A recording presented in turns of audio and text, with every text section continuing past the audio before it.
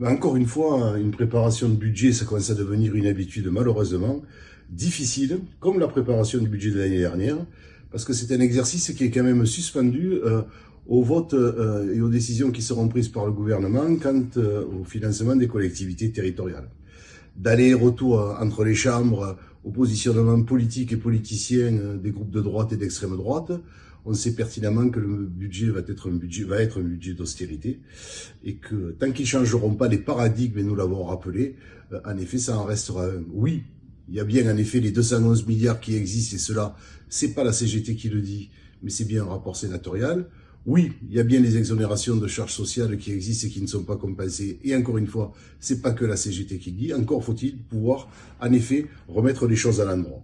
Pour ce qui concerne l'établissement du CNFPT, 0,5% de diminution des dépenses de fonctionnement en 2024, 0,5% de réduction des dépenses de fonctionnement en 2025, 0,5% annoncé pour 2026. L'austérité continue. Visiblement, le gouvernement, ne veulent pas changer un dispositif qui fait perdre. Pour ce qui nous concerne, et nous l'avons dit en conseil d'administration aussi, nous ne lâcherons rien. Les collectivités sont mises à contribution pour 5 milliards d'euros environ. Le fonds vert qui finance la transition écologique pour les collectivités territoriales et localement est diminué de plus de la moitié, passant de plus de 1 milliard à 650 millions.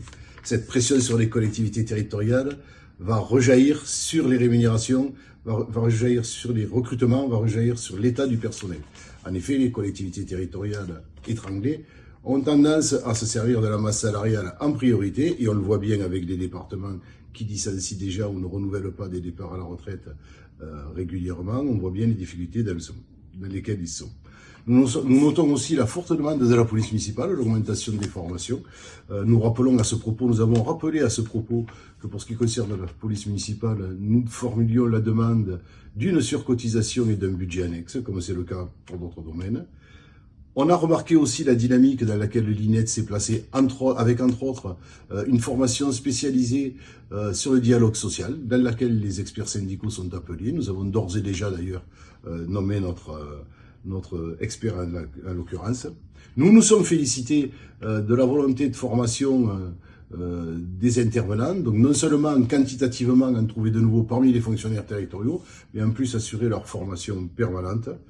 Et nous avons insisté sur la mise en place des SRO, qui sont pour nous et tous nos camarades qui sont dans l'écrou, nous le ferons remonter, des outils qui, s'ils sont discutés en CRO, permettent de rapprocher la formation. C'est un bout de la ficelle qui permet de rapprocher la formation et de faciliter la formation des agents.